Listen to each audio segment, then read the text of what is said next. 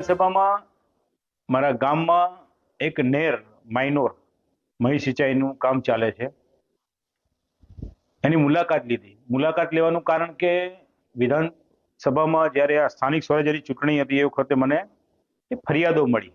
આ ફરિયાદમાં સૌથી મોટી ફરિયાદ આ જે કેનાલનું કામ ચાલે છે એમાં તકલાદી કામ છે, ગુણવત્તા યુક્ત કામ નથી, આવી જાણકારી મળી.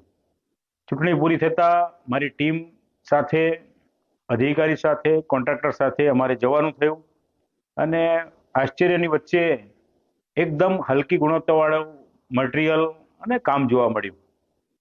અમે અધિકારીને વાત કરી છે અને ગઈકાલે સીએમ સાહેબને પણ આ રજૂઆત કરી. પગવાળા ભ્રષ્ટાચારી ઉંદરોના કારણે નર્મદા કેનાલ અને અન્ય કેનાલના કામોમાં મોટા પાયે ભ્રષ્ટાચાર આપણી સામે આવ્યો છે. બનાસકાંઠા હોય, પાટણ હોય કે પછી મધ્ય ગુજરાતની અંદર ખેડા હોય, જે રીતે કેનાલોના બાંધકામમાં મોટા પાયે ભ્રષ્ટાચાર અને એના કારણે વારંવાર કેનાલ તૂટવાના બનાવો આપણી સામે આવ્યા છે. અને એના કારણે ખેતીની જમીનને મોટા પાયે નુકસાન થાય, ઊભા પાકને નુકસાન થાય, કેનાલ તૂટે એટલે પાણી ભરાઈ જાય ખેતરમાં અને કરોડો રૂપિયાનું નુકસાન છતાં ભારતીય જનતા પાર્ટીની ભ્રષ્ટ સરકારના પેટનું પાણી